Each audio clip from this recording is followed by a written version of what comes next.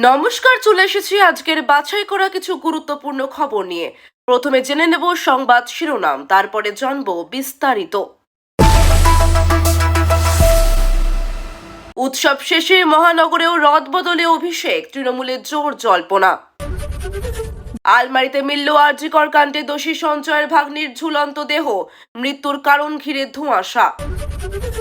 সপ্তাহ শেষে বৃষ্টিতে ভিজবে দক্ষিণবঙ্গ, সৌজন্যে পূবালি বাতাস। বাতাসে বারুদের গন্ধ, শব্দবাজি ফাটল দেদার, কলকাতায় কোথায় কেমন দূষণ। কালীপুজোর রাতে তিনটি অগ্নিকাণ্ড হুগলিতে, ফানুস থেকে আগুন লাগলো পুজো মণ্ডপে। এতক্ষণ শুনছিলেন সংবাদ শিরোনাম, এখন আসছে বিস্তারিত খবরে। কোচবিহার থেকে কাকদ্বীপ, জেলায় জেলায় ব্লক টাউন স্তরে তৃণমূলের সাংগঠনিক রদবদল সম্পন্ন হয়েছে। তৃণমূলের শাখা সংগঠনেও অনেক অদল বদল হয়েছে। এইসব বদলের আগে দলের সর্বভারতীয় সাধারণ সম্পাদক অভিষেক বন্দ্যোপাধ্যায় প্রতিটি সাংগঠনিক জেলার সভাপতি, চেয়ারপারসন, শাখা সংগঠনের নেতৃত্ব, বিধায়কদের নিয়ে পরপর বৈঠক করেছেন। সেই সব বৈঠকে সংশ্লিষ্ট সাংগঠনিক জেলায় কোন ব্লকে কী রকম বদল প্রয়োজন সেই মতামত জেলা নেতৃত্বের থেকে নেওয়া হয়েছিল। সেই মতামত খতিয়ে দেখে দলনেত্রী মমতা বন্দ্যোপাধ্যায়ের অনুমোদন নিয়ে তবেই জেলায় জেলায় ব্লক টাউন স্তরে সাংগঠনিক রদবদল করেছেন অভিষেক। উৎসবের মরশুম শেষ হলে কলকাতার দুটি সাংগঠনিক জেলার নেতৃত্বকে নিয়েও তিনটি বৈঠক করতে চলেছেন বলে তৃণমূল সূত্রের খবর। আর সেই বৈঠকের সূত্রে কলকাতার দুটি সাংগঠনিক জেলাতেও ওয়ার্ড সভাপতি, শাখা সংগঠনের নেতৃত্বে রদবদল হতে চলেছে বলে তৃণমূলে এখন প্রবল জল্পনা। জেলায় ব্লক সভাপতির সমতুল্য হলেন কলকাতায় ওয়ার্ড সভাপতি। কলকাতা পুরসভার অধীনে রয়েছে 144টি ওয়ার্ড। কলকাতা জেলায় বিধানসভা কেন্দ্র আবার 11টি। এছাড়া বেহালা পশ্চিম, বেহালা পূর্ব, টালিগঞ্জ, যাদবপুর, কসবা প্রভৃতি বিধানসভায় কলকাতা পুরসভার ওয়ার্ড রয়েছে। তৃণমূলের কলকাতার এক নেতার কথায়, মহানগরের সাংগঠনিক রদবদলের আগে জেলা সভাপতি, শাখা সংগঠনের নেতৃত্ব, বিধায়ক, বিধানসভা কেন্দ্রের অন্তর্গত কাউন্সিলরদের সম্ভবত ডাকা হতে পারে বৈঠকে। কলকাতা নিয়ে একাধিক বৈঠকেরই সম্ভাবনা। দেশ থেকে বর্ষার দক্ষিণ পশ্চিম মৌসুমী বাতাস পুরোপুরি বিদায় নেওয়ার সঙ্গে সঙ্গে সক্রিয় হয়ে উঠেছে উত্তর পূর্বের পূবালি বাতাস। আর তার প্রভাবেই ফের বৃষ্টির আবহ তৈরি হয়েছে দক্ষিণবঙ্গের সবকটি জেলাতেই। হাওয়া অফিসের পূর্বাভাস, আগামী রবি ও সোমবার কলকাতা সহ দক্ষিণবঙ্গের প্রতিটা জেলাতেই হালকা থেকে মাঝারি বৃষ্টি হতে চলেছে। পাগলা দাশু সম্পর্কে সুকুমার রায়ের অবিস্মরণীয় উক্তি যেন প্রযোজ্য এই বছরের বৃষ্টির উপরেও। না হলে দেশ থেকে আনুষ্ঠানিকভাবে বর্ষা বিদায় নেওয়ার পরেও নতুন করে কেন বৃষ্টির পরিবেশ তৈরি হবে বাংলা সহ বেশ কয়েকটি রাজ্যে। আর 2025-এ স্বাভাবিকের চেয়ে বেশি বৃষ্টি পাওয়া কলকাতা এবং দক্ষিণবঙ্গের জেলাগুলো কেনই বা নতুন করে বৃষ্টি পাওয়ার জায়গায় পৌঁছবে। শুনতে যতই বিরক্তি লাগুক না কেন, সামনের উইকেন্ড সম্পর্কে এমনটাই পূর্বাভাস হাওয়া অফিসে। কেন এমন হতে চলেছে এর ব্যাখ্যা দিতে গিয়ে আবহাওয়া বিশেষজ্ঞ রবীন্দ্র গোয়েঙ্কা এই সময়কে বলেন, মধ্যপ্রদেশের উপর একটি ঘূর্ণাবর্ত তৈরি হয়েছে। একই সঙ্গে দক্ষিণ পশ্চিম বঙ্গোপসাগরেও একটি শক্তিশালী ঘূর্ণাবর্ত রয়েছে, যে ঘূর্ণাবর্তটির নিম্নচাপে পরিণত হওয়ার সম্ভাবনা রয়েছে। এই দুই ওয়েদার সিস্টেম দেশের মূল ভূখণ্ডের মধ্যে যথেষ্ট পরিমাণে জলীয় বাষ্প টেনে আনছে। আবহাওয়া বিশেষজ্ঞ জানিয়েছেন, এখনও দেশের উত্তর পশ্চিম দিক থেকে ঢুকতে থাকা ঠান্ডা ও শুকনো বাতাস এতটা শক্তিশালী হয়ে ওঠেনি, যার ফলে পূবালি হাওয়ার দাপট কমতে পারে। এই কারণেই মধ্য ও দক্ষিণ ভারতের অনেকটা এলাকায় এবং দক্ষিণবঙ্গে এমন বৃষ্টির আবহ। শব্দবাজি রুখতে সুপ্রিম কোর্ট ও হাইকোর্টের নির্দেশ গত 5 বছরেও কার্যকর না হওয়ায় রাজ্যের ভূমিকায় অসন্তুষ্ট হয় কলকাতা হাইকোর্ট। কালীপুজো এবং দীপাবলিতে শুধুমাত্র সবুজ বাজি পোড়ানোর অনুমতি দেওয়া হয়। সময়ও বেঁধে দেওয়া হয় লালবাজারের তরফে। রাত 8টা থেকে রাত 10টার মধ্যে সবুজ বাজি পোড়ানো যাবে বলে জানানো হয়। তবে সোমবার রাত 8টার পরেই দেদার শব্দবাজি ফাটল কলকাতায়। একগুচ্ছ অভিযোগ জমা পড়ল দূষণ নিয়ন্ত্রণ পর্ষদের কন্ট্রোল রুমেও। জানা গিয়েছে, রাত 12টা পর্যন্ত দূষণ নিয়ন্ত্রণ পর্ষদের কন্ট্রোল রুমে 47টি অভিযোগ জমা পড়েছে। এর মধ্যে বাজি সংক্রান্ত অভিযোগ 45টি। বেশি অভিযোগ এসেছে কসবা, নিউ আলিপুর, যোধপুর পার্ক, বালিগঞ্জ, ভবানীপুর, শিয়ালদহ এলাকা থেকে।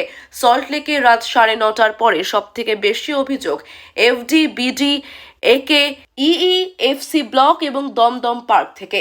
কলকাতার এয়ার কোয়ালিটি ইন্ডেক্স অনুযায়ী রাত 11টা পর্যন্ত বালিগঞ্জে দূষণের মাত্রা ছিল 104, বিধাননগরে 98, ফোর্ট উইলিয়ামে 76, যাদবপুরে 124 এবং ভিক্টোরিয়া মেমোরিয়াল সংলগ্ন এলাকায় দূষণের মাত্রা ছিল 153। রাত 9টা পর্যন্ত বালিগঞ্জে দূষণের মাত্রা ছিল 85, বিধাননগরে 77, ফোর্ট উইলিয়ামে 73, যাদবপুরে 106 এবং ভিক্টোরিয়া মেমোরিয়াল সংলগ্ন এলাকায় দূষণের মাত্রা ছিল 140। অর্থাৎ এয়ার কোয়ালিটি ইন্ডেক্স অনুযায়ী বাতাসের গুণগত মান বেশিরভাগ জায়গাতেই খারাপ পর্যায়ের নিচে, যদিও রাত বাড়লে দূষণের মাত্রা কিছুটা বাড়বে বলেই মনে করছেন পরিবেশবিদরা। সোমবার রাতে হুগলিতে তিনটি অগ্নিকাণ্ড, বরাত জোরে মানুষ প্রাণে বাঁচলেও ক্ষয়ক্ষতি হয়েছে বিস্তর। অধিকাংশ ক্ষেত্রেই আগুন লাগার কারণ ফানুস বা বাজি। এই তথ্য পাওয়া যাচ্ছে প্রাথমিকভাবে। চন্দননগরের বৈদ্যপোতায় জগদ্ধাত্রী পুজো কমিটির মণ্ডপে আগুন ধরে যায় সোমবার রাতে। প্রাথমিকভাবে জানা যাচ্ছে ফানুস থেকে এই মণ্ডপে আগুন লাগে। দাউ দাউ করে জ্বলতে শুরু করে মণ্ডপের উপরের অংশ। ওই মণ্ডপে একটি জগদ্ধাত্রী মূর্তিও ছিল। অগ্নিকাণ্ডে মণ্ডপের ক্ষয়ক্ষতি হয়। প্রথমে এলাকার লোকজনই জল দিয়ে আগুন নেভানোর চেষ্টা করেছিলেন। পরে দমকল কর্মীরা সেখানে গিয়ে আগুন নিয়ন্ত্রণে আনেন। স্থানীয় কাউন্সিলর ও চন্দননগর জগদ্ধাত্রী পুজো কেন্দ্রীয় কমিটির সম্পাদক শুভজিৎ সাউ বলেন, সাধারণ মানুষকে সচেতন হওয়ার জন্য আবেদন করব। রকেট বা ফানুস না ওড়ালে এই ধরনের ঘটনা এড়ানো সম্ভব।